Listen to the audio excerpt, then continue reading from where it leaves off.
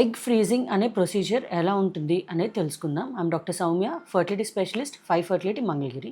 ఈ మధ్య కాలంలో చాలామంది ప్రెగ్నెన్సీ పోస్ట్‌పోన్ చేసుకోవడం వల్ల ఎగ్స్ అనేది ఫ్రీజింగ్ చేసుకుంటున్నారు. సో, ఈ ఎగ్ ఫ్రీజింగ్ ప్రొసీజర్ అనేది ఎలా ఉంటుంది? ఫస్ట్ ఆఫ్ ఆల్ ఏంటంటే పర్సన్‌ని ఇవాల్యుయేట్ చేస్తాం. అంటే hormonal evaluation, blood test and basic evaluation చేసిన తర్వాత పీరియడ్ వచ్చిన రెండవ రోజు నుంచి ఒక 10 డేస్ టు 11 డేస్ ఇంజెక్షన్స్ ఉంటాయన్నమాట. హార్మోనల్ ఇంజెక్షన్స్ ఫాలికల్స్ని పెంచడానికి.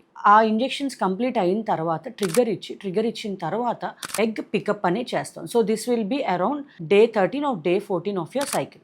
సో ఎగ్ పికప్ చేసిన రోజు మైల్డ్గా అనెస్థీషియా ఇస్తాము. మీకేం ప్రొసీజర్ పెయిన్ అలాంటివి ఏమి ఉండవు. సో ఈ ప్రొసీజర్ హార్డ్లీ 15 to 20 మినిట్స్ ఉంటుంది. సో ఈ ఎగ్ పికప్లో ఏంటంటే మీ ఫాలికల్స్ ఏవేవైతే పెరిగినాయో 2 ఓవరీస్లో వాటన్నిటిని ఆస్పిరేట్ చేసి ఎన్ని ఎగ్స్ వాటిని ఊసైడ్స్ అని అంటాం. ఊసైడ్స్ వచ్చినాయో తీసుకున్న తర్వాత వాటిని ఫ్రీజ్ చేస్తాం. సో ఈ ప్రొసీజర్ మీరు చేయించుకున్న ఒక 3-4 అవర్స్ తర్వాత వాటర్ తీసుకోవచ్చు. ఇంకొక 1 అవర్ తర్వాత స్లైట్ సాఫ్ట్ డైట్ తీసుకున్న తర్వాత అదే రోజున డిశ్చార్జ్ అయిపోవచ్చు. సో ఎగ్ ప్రొసీజర్ అనేది చాలా సింపుల్ ప్రొసీజర్.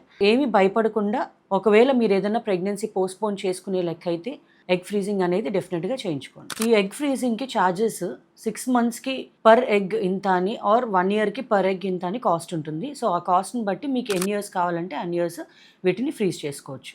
Thank you.